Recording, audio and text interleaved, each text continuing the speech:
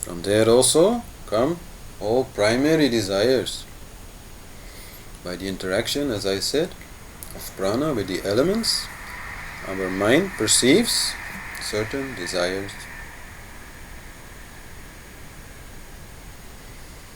So in that way, the pranamaya kosh is very, very essential, because it goes down into the physical body and it goes up into the mind, and from there even further to the other koshas.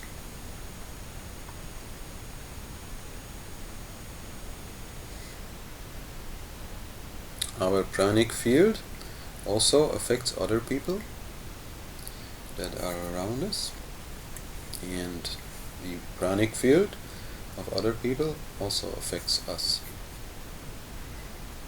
That is why if you want to keep your energy in a certain level of peace, that it is good to keep a little bit of distance from other people, and especially from people who are a little bit disturbed.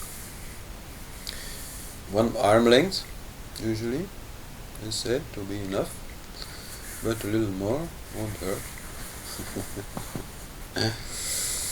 And saints are said to have pranic fields that extend way beyond their arms and can go hundreds of meters or even kilometers. Some people who are sensitive to energies, they can detect saints from a very long distance because of the effect of their pranic body.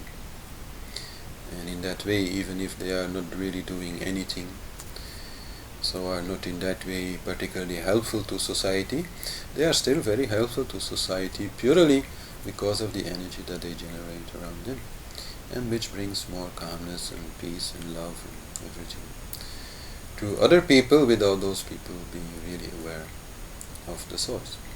Right. This pranic field is also interesting if we meditate together, especially interesting for those who are not yet so good at meditation.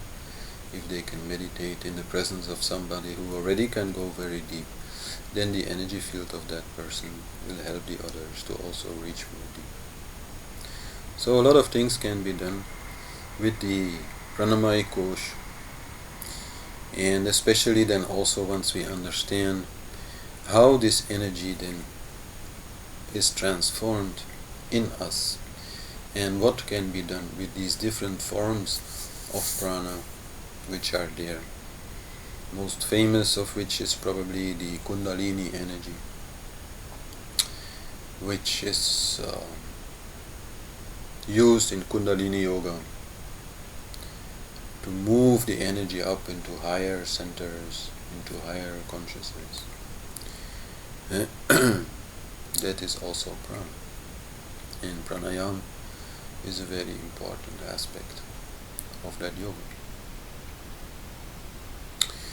But there are also what is called the 5 pranas, which are used in different kinds of asanas, in different kinds of pranayamas, and in different kinds of other yogic exercises. There is the prana which remains or keeps the name of prana when it enters our body, and especially when it affects our brain. There is the apana energy which helps in the elimination of all waste materials from the body downwards. There is vijnana, samana, udana. That we will really discuss in the pranayama class, because it's not so much used today. But know that this energy takes on different forms, and that with these forms we can do different things. But it should always be understood that whatever we do on the energy body is very, very subtle, and in that way very easily lost. Very easily you can, work a half an hour or 1 hour with your prana and feel great and good and so on, and then something happens and immediately that effect is again gone. That is the nature of energy. If there's anything which can change very rapidly, it is energy.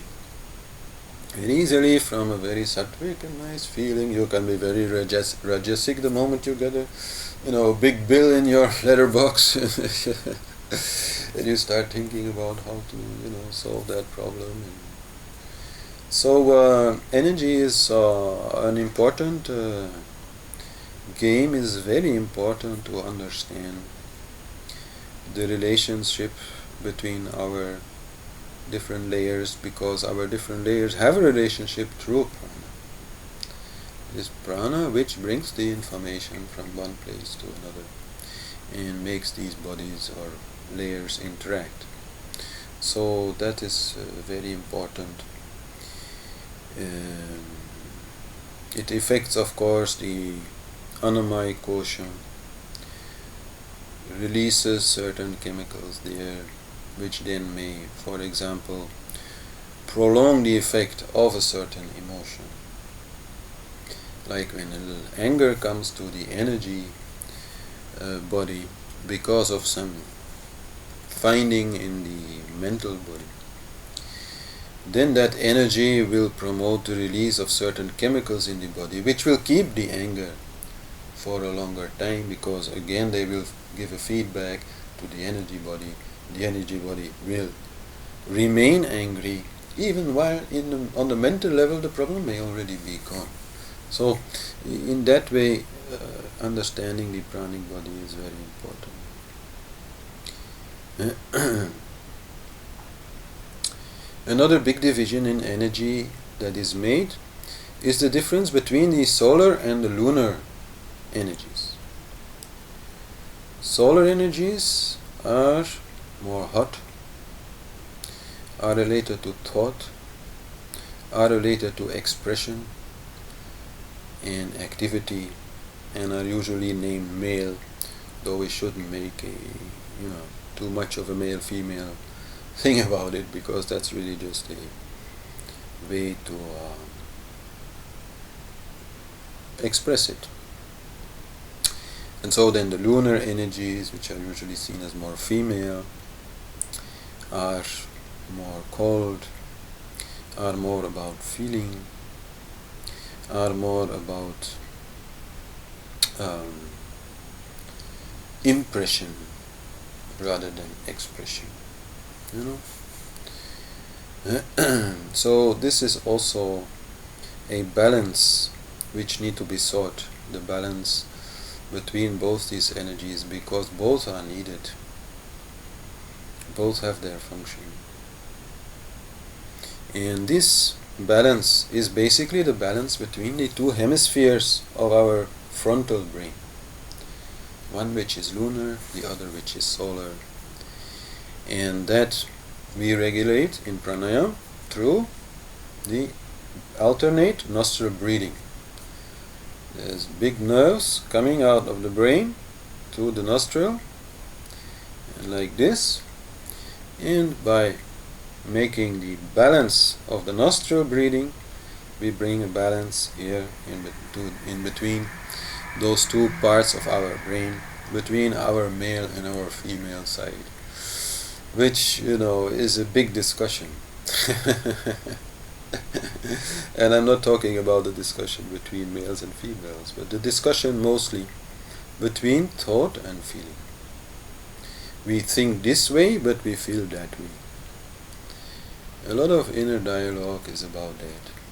So to bring that into balance is quite useful, and working with the energy field can do that. And bring the energy in a neutral channel. The Ida channel, which is the solar channel, the Ida channel, which is the lunar channel, and the Pingala channel, which is the solar channel, can be brought in neutrality in the Sushumna channel, the central channel of our spine, by simple breathing exercises. This is not to be seen as Kundalini yoga. A lot of people talk about doing breathing exercises and then they feel the Kundalini rising in their spine. No, they feel energy rising in the Sushumna, in the central channel, which is very good, but which is different than the actual feeling of Kundalini rising. But okay, that's again a different